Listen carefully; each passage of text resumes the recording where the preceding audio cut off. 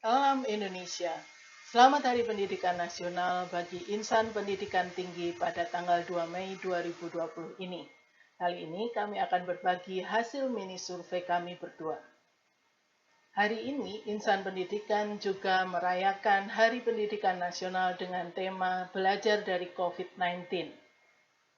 Semoga apa yang kami bagikan pada hari ini dari Atmajaya untuk Indonesia merupakan bagian dari transformasi manusia unggul dan peduli, bagian dari perayaan 60 tahun Unika Atmajaya dan berguna bagi kita semua.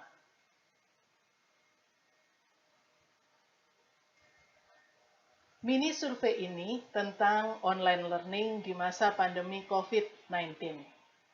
Kami mengerjakannya melalui mini survei bersama Wayuni Indrawati dan saya sendiri Elizabeth Rukmini. Kami akan berbagi cerita saat ini. Outline presentasi kami terdiri dari 3 hal: tujuan survei, hasil survei, dan take home message yang dapat kita pelajari bersama. Kami percaya apa yang kami bagikan merupakan bagian dari to study is not to consume ideas, but to create and recreate them, seperti kata Paulo Freire berikut ini. Tujuan survei. Survei dilakukan untuk mengetahui pendapat para pelaku online learning di perguruan tinggi Indonesia pada masa pandemi COVID-19. Pendapat dikumpulkan melalui survei online dari tingkat pembuat kebijakan, unit pendukung, dosen, dan mahasiswa. Hasil survei berdasarkan pengelompokan responden yang terdiri dari mahasiswa, dosen, bagian dari struktur fakultas atau program studi, bagian dari unit pendukung, dan kelompok pembuat kebijakan. Mayoritas responden adalah mahasiswa, yaitu sebanyak 71%, dan 16% berasal dari kelompok dosen. Total responden yang telah mengisi survei sebanyak 682, 80% diantaranya dari perguruan tinggi swasta. Periode pengisian 13 April sampai dengan 30 April 2020. Berdasarkan letak perguruan tinggi, mayoritas responden berada di Pulau Jawa, yaitu sebanyak 79%. Secara khusus wilayah Jabodetabek terdapat 61% responden. Karena keterbatasan, wilayah Maluku hanya dapat menjangkau 1 responden dan Sulawesi 3 responden. Bidang studi, mayoritas responden berasal dari ilmu sosial dan humaniora, yaitu sebanyak 327. Berturut-turut ilmu sains MIPA 209, teknik 63, kedokteran 51, dan ilmu kesehatan 32 responden. Lihat dari hasil tentang kebijakan, perencanaan, dan keputusan, terdapat kesatuan pada keputusan. Responden menyatakan sangat setuju atau setuju pada pengambilan keputusan online learning, termasuk fasilitas yang telah disiapkan, dosen yang telah disiapkan, kemudian learning management system yang pada umumnya sudah dimiliki oleh perguruan tinggi di Indonesia. Tentu yang masih kurang terdapat non-LMS, non-learning management system, yang meskipun ada di beberapa perguruan tinggi, tetapi masih kurang disiapkan. Digital library termasuk cukup baik, standar pengaturan online learning yang telah tersedia maupun standar pemantauan online learning juga telah disediakan oleh perguruan kita di Indonesia. Selanjutnya, ketika diminta untuk menilai, responden diminta menilai perencanaan dan pelaksanaan online learning secara keseluruhan di masa pandemi COVID-19 di universitas atau perguruan tinggi tempat mereka berkarya atau belajar. Skor yang paling banyak muncul adalah skor 7 dan 8. Hal ini berarti sangat baik karena skor tertinggi adalah 10. Lebih dari 55% memilih hal ini. Kita lanjutkan pada implementasi. mengenai mutu dan praktik baik yang dinilai oleh para responden. Mayoritas responden setuju dan sangat setuju bahwa sudah terdapat lebih dari 51%, bahkan 75-100% mata kuliah yang sudah diubah dalam online learning dengan learning management system. Dari sisi dosen juga sudah melaksanakan lebih dari 51% menggunakan online learning LMS. Bagaimana dengan mutunya? Secara mutu, online learning yang mutunya dianggap sama dengan kelas biasa sudah lebih juga dari 51%, meskipun ada yang masih menyatakan 10 atau 26%. Tetapi mari kita bandingkan dengan online learning yang mutunya lebih baik dari kelas biasa. Tentu ada yang sudah mencapai lebih dari 51%, 75%, lebih baik daripada kelas biasa, tetapi masih terdapat cukup banyak yang menyatakan 10% saja yang lebih baik dari kelas biasa. Ini sesuai dengan temuan berikutnya mengenai online learning yang mutunya kurang dari kelas biasa. Sisi baiknya kita dapat memandang bahwa learning objektif tetap tercapai dengan online learning di masa pandemi COVID-19 ini, meskipun masih ada yang beberapa masih rendah. Kita lanjutkan ke temuan berikutnya mengenai penilaian responden terhadap pemantauan implementasi.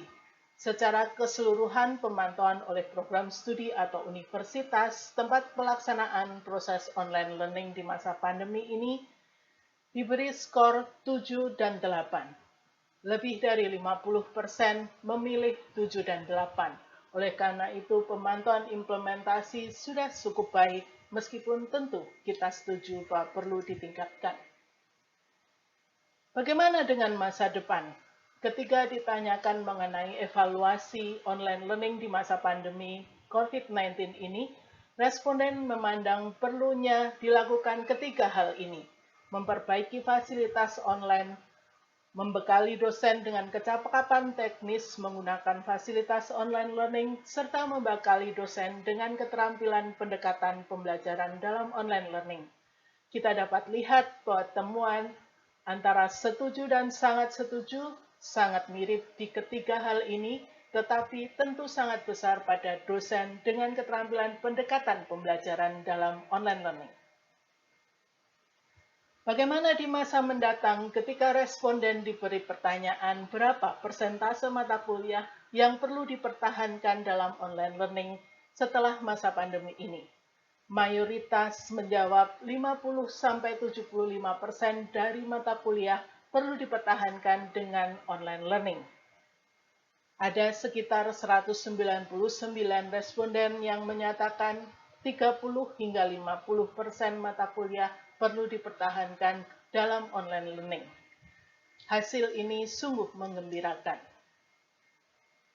Bagaimana komentar responden ketika diberi pertanyaan hal positif mengenai pengalaman mereka dalam online learning? Kami menangkap kata kunci belajar yang bermakna multitasking, bertanya, materi, intensitas, responsif, kemudahan, adanya waktu, adanya kemandirian, adanya proses pembelajaran yang baik, tentu ada sikap yang bijaksana dan siap sedia.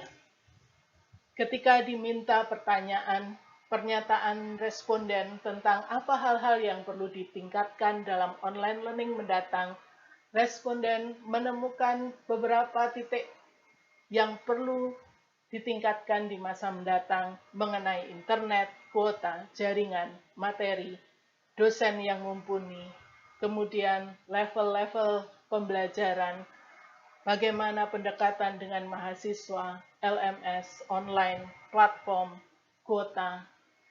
Berikut ini kata-kata kuncinya. Atas dasar itu kemudian apa yang kita dapatkan, kita dapat ambil menjadi take home message kita. Kami meringkaskan dalam slide berikut ini. Ada 4 hal titik temu yang kita sudah lihat dari online survei ini. Yang pertama, online learning sudah membentuk habitus baru, Dan ini diawali dengan 4 praktik baik yang kita sudah rekam dari mini survei ini.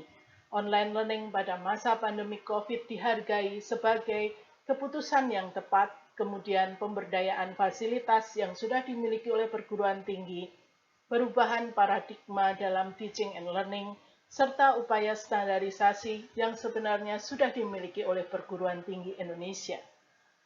Untuk itu, implementasi dan evaluasi melalui peningkatan 2 standar mutu ini kemudian menjadi take-home message kita. Pertama, pemantauan dengan mekanisme yang terstandar, kemudian standar mutu untuk capaian yang perlu ditingkatkan. Selanjutnya, di masa mendatang, seperti apakah habitus baru kita dalam online learning? Survei menunjukkan blended learning adalah hal yang paling mendekati kultur belajar kita. 50 hingga 75% mata kuliah online learning sangat ingin dipertahankan. Ini blended dengan lab work di kampus misalnya untuk teman-teman di bidang sains, ilmu kesehatan, kedokteran, ataupun teknik. Bagaimana dengan aksi mendatang yang paling penting sebagai saran para responden? 3 aksi ini patut dicatat. Prioritas pertama, membekali dosen dengan keterampilan pendekatan pembelajaran. Yang kedua, membekali dosen dengan kecakapan teknis menggunakan fasilitas online learning. Yang ketiga, tentu meningkatkan fasilitas online learning itu sendiri. Demikian teman-teman insan pendidikan tinggi. Inilah temuan mini survei kami berdua. Semoga apa yang kami sajikan hari ini pada Hari Pendidikan Nasional dapat menjadi kontribusi sedikit berarti bagi pendidikan tinggi Indonesia kita. Terima kasih, selamat Hari Pendidikan Nasional.